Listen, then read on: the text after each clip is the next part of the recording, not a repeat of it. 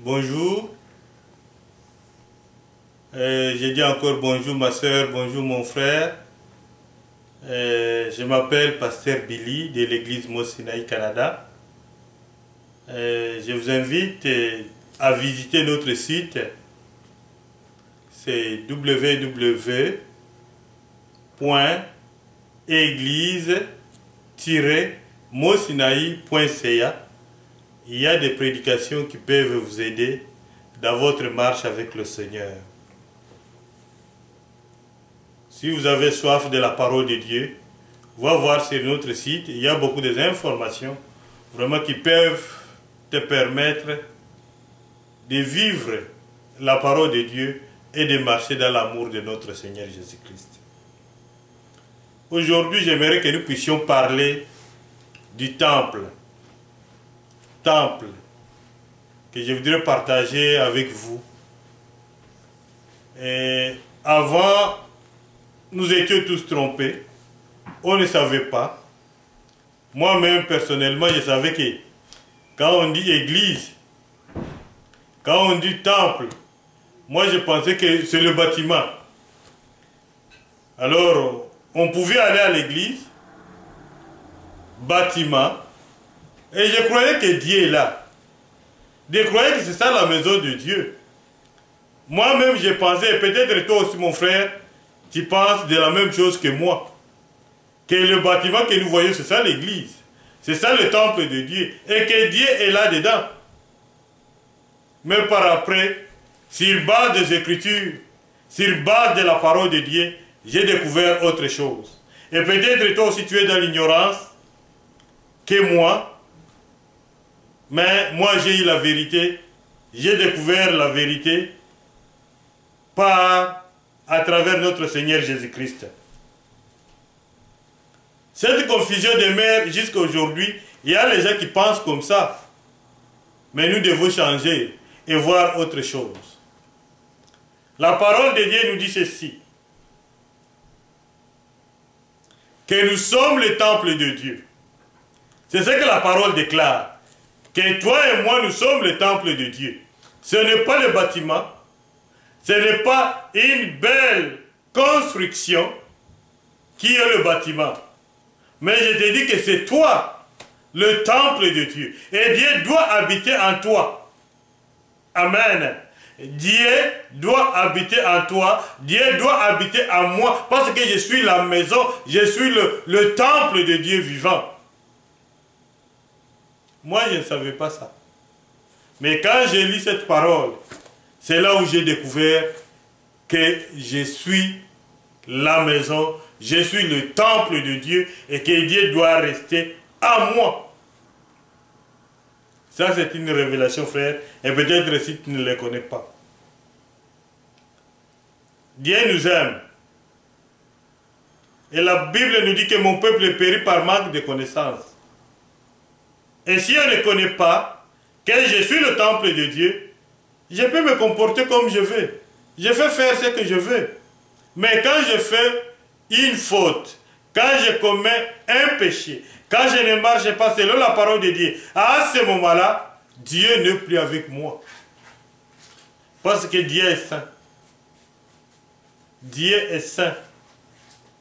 Et Dieu, comme il est saint, il veut habiter dans une maison ou dans un temple qui est saint aussi. Alors je t'invite mon frère, nous devons marcher selon la parole de Dieu pour que le Seigneur Jésus-Christ puisse se glorifier, puisse se manifester dans notre vie. Je vais vous lire dans le livre, dans la Bible, 2 Corinthiens chapitre 6 au verset 16. Et vous allez voir ce que le Seigneur nous parle. Il dit ceci. Quel rapport y a-t-il entre le temple de Dieu et les idoles? Car nous sommes le temple de Dieu vivant. Comme Dieu l'a dit, j'habiterai et je marcherai du milieu d'eux. Je serai leur Dieu et ils seront mon peuple. Amen. Pour que nous soyons le peuple de Dieu, pour que Dieu puisse marcher entre nous, pour que Dieu puisse être avec nous, nous devons nous sanctifier. Nous devons refuser le péché. Nous devons dire non au péché. Nous ne sommes pas là pour faire des compromissions.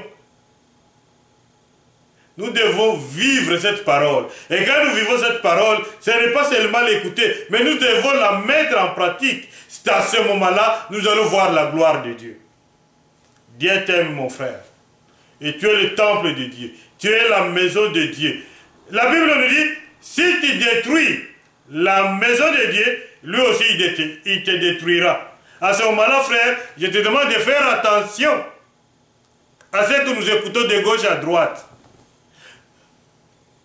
Aujourd'hui, nous avons un autre évangile. Et l'évangile qui est aujourd'hui, on ne parle pas des péchés.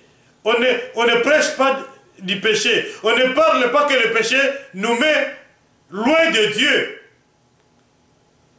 Et si on veut parler clairement, les gens n'aiment pas ça.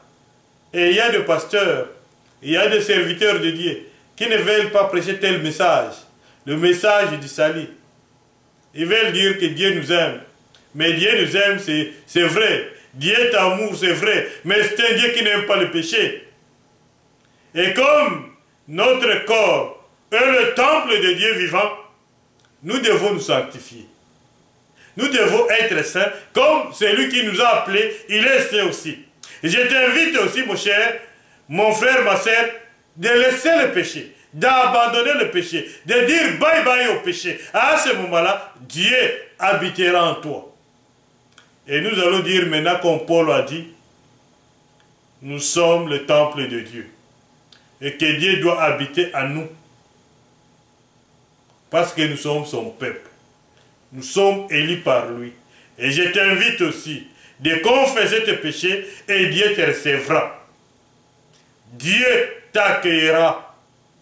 Et tu vas voir, il y aura un changement, une transformation de votre vie pour la gloire de Dieu et non pour la gloire des hommes. Dieu nous aime. Et comme Dieu nous aime, nous devons faire attention. Nous savons dans le passé, si les sacrificateurs entraient dans le lieu très saint, en ayant le péché, ils doivent mourir à l'intérieur. Dieu ne restait pas dans une chose qui est construite de mains d'hommes, mais Dieu veut rester à l'intérieur de nous. Il veut rester à nous, parce que nous sommes sa maison. Nous sommes le temple de Dieu vivant. Et nous devons abandonner le péché pour que le Seigneur puisse se glorifier. Et aujourd'hui, si quelqu'un se met en train de dénoncer le péché, c'est cette personne qu'on va dire qu'il est mauvais, qu'il n'est pas amour, il n'est pas ouvert, parce qu'il a parlé du péché. Mais nous devons dénoncer le péché. Si tu fais l'adultère, si tu vis le mensonge, une vie de compromission, tu n'es pas un enfant de Dieu.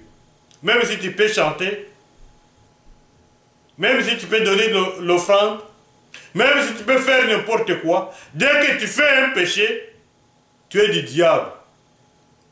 Mais je t'invite aujourd'hui, abandonne tes voies et viens chez notre Seigneur Jésus-Christ. Parce que tu es le temple de Dieu. Et Dieu doit habiter en toi. Dieu t'aime. Dieu a besoin de toi pour réconcilier le monde avec notre Seigneur Jésus-Christ. Nous avons un seul médiateur entre Dieu et les hommes. C'est Jésus-Christ de Nazareth. Et c'est lui qui a accepté de donner sa vie pour toi et pour moi, pour qu'un jour nous puissions rester dans sa gloire. Bien-aimés, méditez et regardez notre Seigneur. Il continue à t'aimer. Il continue à penser à toi. Viens et le Seigneur te recevra. La parole de Dieu nous dit, si vous entendez sa parole, n'endurcissez pas votre cœur.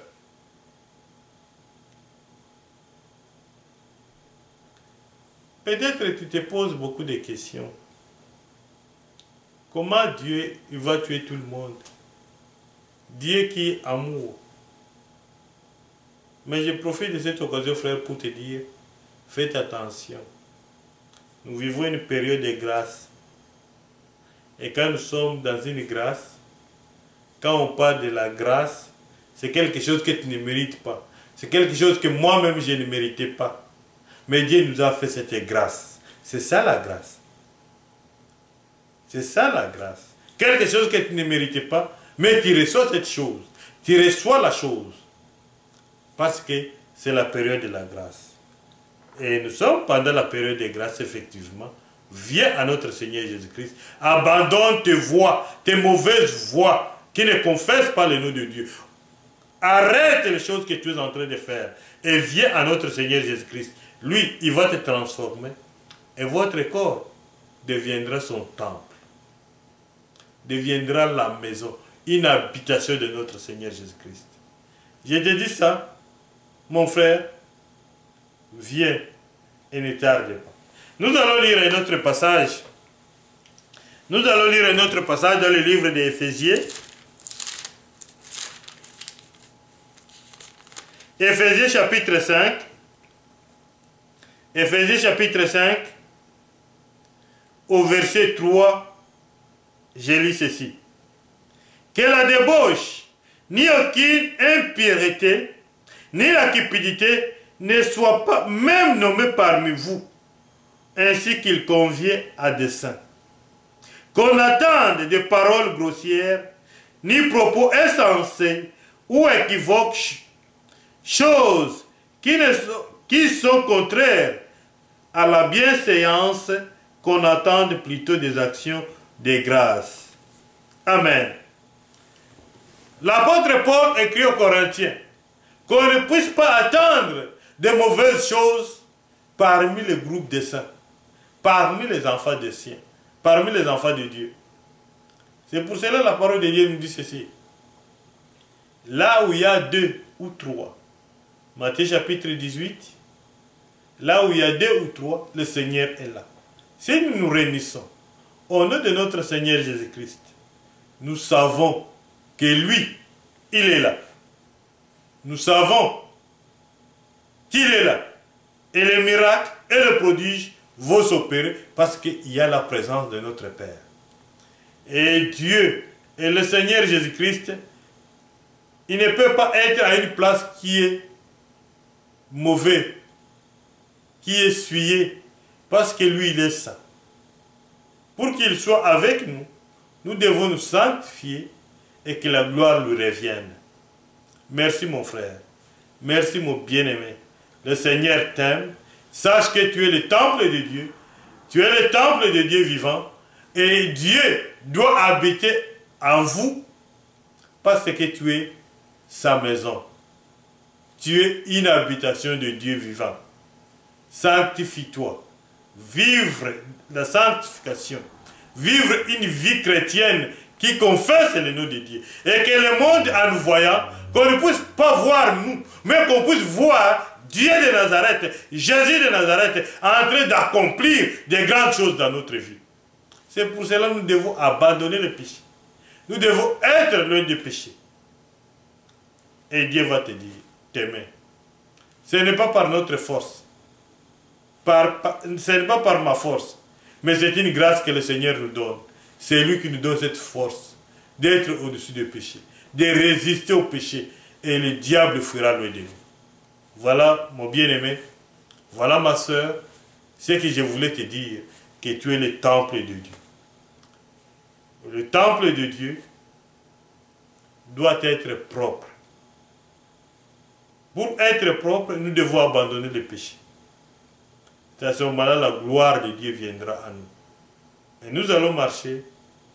Et nous allons dire, comme notre frère Paul a dit, que ce n'est plus moi qui vis, mais c'est le Seigneur qui vit en moi. Ce n'est plus moi qui vis, mais c'est le Seigneur qui vit en moi. C'est notre frère Paul qui a dit cela. Pour que cela puisse arriver, il faut que nous donnions notre vie à notre Seigneur Jésus-Christ. Que Dieu te bénisse. Que Dieu puisse te sanctifier pour que tu puisses être la maison de notre Papa. Amen. Nous allons prier. Seigneur, je te bénis, je te rends grâce parce que tu es notre Seigneur. Nous voulons que tu puisses nous parler, que tu puisses nous aider. Aide mon frère aide ma sœur à abandonner le péché. Aide mon bien-aimé à marcher selon ta volonté. Aide mon bien-aimé à aimer la parole de Dieu. Parce que la parole de Dieu nous rend libres. Parce que la parole de Dieu nous transforme. Parce que la parole de Dieu nous corrige. Et si nous sommes corrigés par la parole de Dieu, Père, aide-nous. Aide-nous. Bénis ma soeur, bénis mon frère, bénis toute personne qui va écouter ce message. Et qu'il sache qu'il est la maison, qu'il est le temple de Dieu, de Dieu vivant. Ce n'est pas le temple de n'importe qui, mais de Dieu vivant. Et que le Dieu vivant doit habiter à nous parce que nous sommes la maison de notre Père. Papa, aide-nous. Que ça ne soit pas par notre intelligence, que ça ne soit pas par notre force, mais nous voulons que tu puisses nous aider à marcher selon toi. Et que nous puissions vivre la sanctification. Et que le Saint-Esprit puisse habiter à nous. Au nom de Jésus. Amen.